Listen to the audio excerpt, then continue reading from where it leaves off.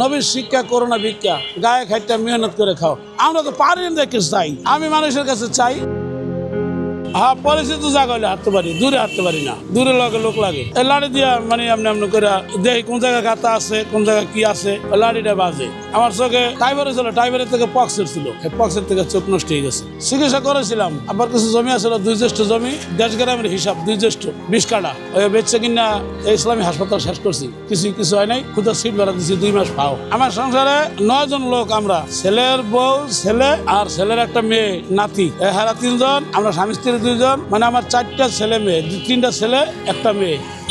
কামাইতে রয়েছে হুদা মাত্র বড় ছেলেটা, আর 2টা ছেলে ছোট ছোট। আমি মানুষের কাছে চাই এই 2-4 পয়সা সাহায্য দেয়, ওটা দিয়ে আমার সংসারটা চলে। হ্যাঁ, আমার লাগেই আছে আলহামদুলিল্লাহ। কয় ওই লন্ডন না কয় যাইতে কয়, ওটাই হলো ফালতু কথা। কয় আমি ওখানে যাইতে পারবো, চোখ টাকা লাগবে 5 লাখ, ওইখানে গেলে আপনার চোখ পাল্টাই আইবেন। 5 লাখ টাকা পাইলে তো আর আমার চোখ পাল্টানোর দরকার নেই, তো আমি ব্যবসা করে খাইতেন। 5 লাখ টাকা তো চোখ হইবে না, ওটাতে হারা মানে আপনি হুদা কথা কই আমার ভাগাই দিচ্ছে। আর চোখ যদি ভালো হয়, যদি কেউ ভালো করে দিতে পারে, তাহলে তো কেউ চায় না হাত দেয়। বাবারে, একজনের কাছে আর একজনে হাত পাততে। নবীর শিক্ষা করোনা ভিক্ষা গায়ে খাইটা মেহনত করে খাও। আমরা তো পারি না দেখে চাই। হ্যাঁ, তখন তো আব্বা ছিল, মা ছিল, আমার ভাইরা ছিল। এখন তো ভাইরা সব বিয়ে শাদী করে যুদ্ধ হয়ে গেছে গা।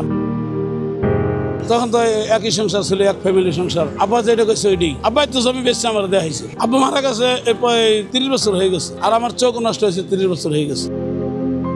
আব্বা থাকতে মিললেই আমার চোখ লইয়া মানে এই ঢাকা বরিশাল এদিকে সেদিকে আইসে গেছে, দৌড়াদৌড়ি করছিল।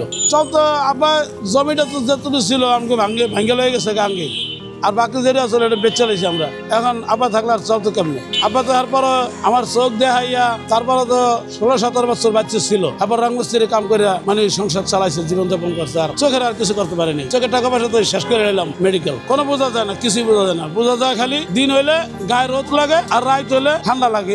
এই বুঝে, আর কিছু বুঝি না। একটা বাচ্চা কাছেও দেখতে পারিনি। চোখ নষ্ট হওয়ার পরে আব্বা বিয়ে করাইছে। খেয়ে খেদমত তাতে তোলাবি, এটা তো আর মা করতে পারে না, হেলে আব্বা বিয়ে করাইছে। আলহামদুলিল্লাহ সুখী ভাই, সব দিক দিয়ে সুখী। খালি কষ্টের মধ্যে মানে আমার কর্মিক নাই। ওই বড় ছেলেটা গার্মেন্টসে চাকরি করে আর ঘর ভাড়া দেয়, আর আমি আপনাকে চাই চিন্তা সংসার চালাই।